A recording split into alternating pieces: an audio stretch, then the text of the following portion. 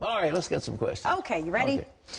We're going to begin with Cheryl, and she begins us off, and she says, what does the Bible teach about defending one's family with a weapon? I never fired a gun until I was 63. I've taken a training class and had training on my gun.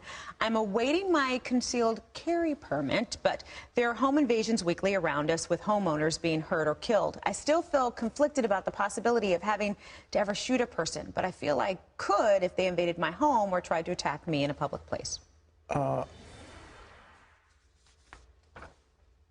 I think that self-defense is okay.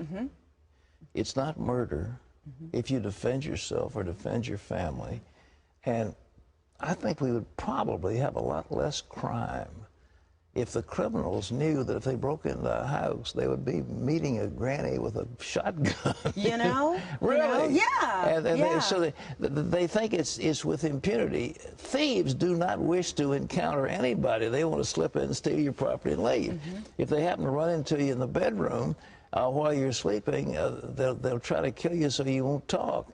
But if they thought that there was going to be some of these crazies that get loose in theaters and schools and so forth, if they knew that a certain number of people were armed, that young man up there at Virginia Tech, if there'd been several of those students had been armed, he couldn't have gone on the killing rampage he did. So anyhow,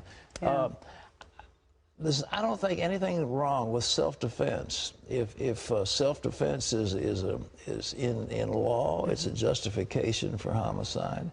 And I see nothing wrong with defending yourself and using force to do it. Yeah.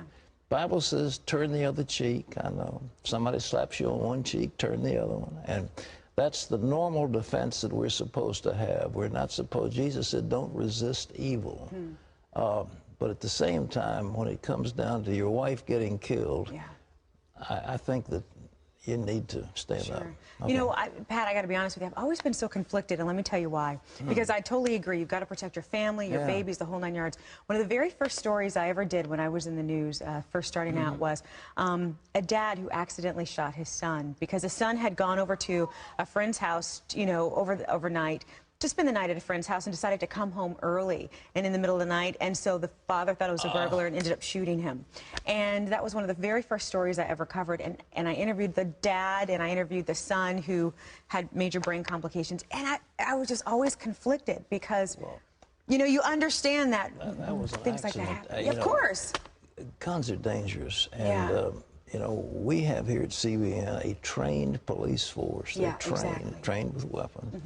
And, of course, I'm trained with weapons, but the thought of taking somebody's life is something horrible, and it's one that, you know, we shouldn't be taken lightly. And so this whole idea, you see the Western, well, I'm going to blow him away. No way. Right. Human life